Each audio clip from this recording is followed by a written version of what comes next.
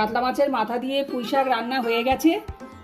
এই রেসিপিটা তোমরা যে যে ভালোবাসো তারা এই রেসিপিটা প্রথম থেকে শেষ অবধি দেখো, আর আমাকে লাইক করতে ফলো করতে ভুলো না।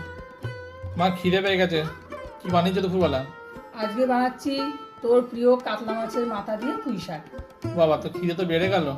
এক কাজ করে জলদি তুমি খাবারটা বানাও, আমি চানটা করে আসছি, জলদি রেডি করো। তাড়াতাড়ি হয়ে যাবে। এই দেখ কাতলা মাছটা কাটাই আছে মুড়োটা, তারপরে এই যে কুমড়ো কেটেছি, পুঁই শাকের ডাঁটি রয়েছে, ঝিঙে, বেগুন, আলু, শিম, বিনস, কাঁচা লঙ্কা দিয়ে রান্না করবো। কাঁচা লঙ্কা, এই যে পুঁই শাকের এটা পাতাটা আমি কেটে রেখে দিয়েছি, পুঁই শাক, পেঁয়াজ কেটেছি, হলুদ, নুন, চিনি, তারপরে কালো জিরে, শুকনো লঙ্কা ফোড়নে দেবো, আর সর্ষের তেল।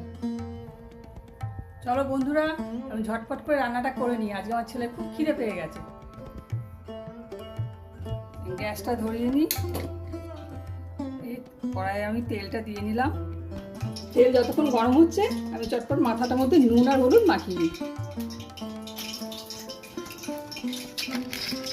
তেল গরম হয়ে গেছে, আমি এবার মাছের মাথাটা ভেজে নেব।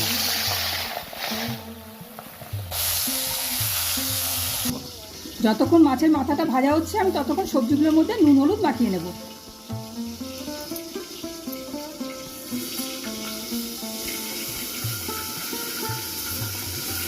হলো মা, কদ্দূর?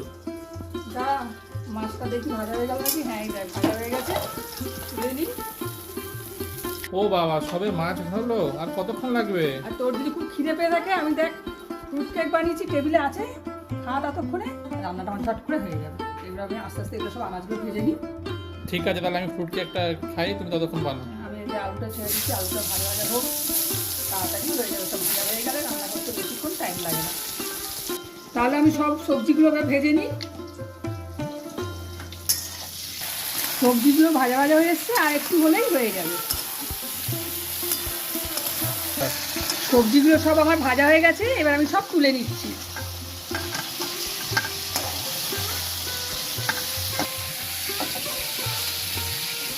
আমি এবার ফোড়নে শুকনো লঙ্কা আর একটু কালো জিরে দিয়ে দিলাম।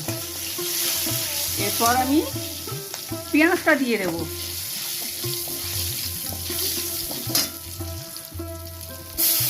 পেঁয়াজটা একটু লাল লাল করে ভাজা হোক, তারপরে মাছের মাথাটা দিয়ে ভেঙে দেবো ওর মধ্যে। তরকারি ঢাকাটা খুলে তরকারিটা কতখানি হলো, অনেকখানি হয়ে গেছে। হ্যাঁ, সব সেদ্ধ হয়ে এসছে। জলটা মরে গেলে তরকারি আমার রেডি হয়ে যাবে পুঁই শাক।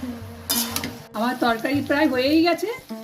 আমি একটু চিনি দিয়ে দেবো, 2 চামচ মতন চিনি দেবো, কারণ পুঁই শাক তো একটু চিনি না দিলে ভালো লাগবে না, মিষ্টি মিষ্টি। একটু নেড়ে আর খানিকক্ষণ রেখে ব্যাস আমার পুঁই শাক রান্না রেডি হয়ে যাবে। একদম ভাজা ভাজা হয়ে গেছে। আর জল, এই চিনি দিয়ে আমি তরকারিটা মিশিয়ে নিলাম। ভাজা ভাজা হয়ে এসছে, জলও নেই, একটু চিনি দেওয়ার পর একটু জল ছাড়ে, ব্যাস মজে রাখি, নামিয়ে নেবো আমি। চলো, আমার রান্নাটা তৈরি হয়ে গেছে, আমি এবার সার্ভ করব। গ্যাসটা অফ করে দিই।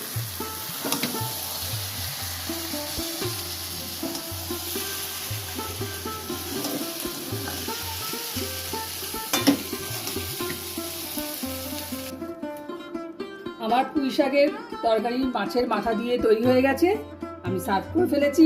দেখতেও খুব সুন্দর হয়েছে, আর খেতেও নিশ্চয়ই খুব ভালোই হবে।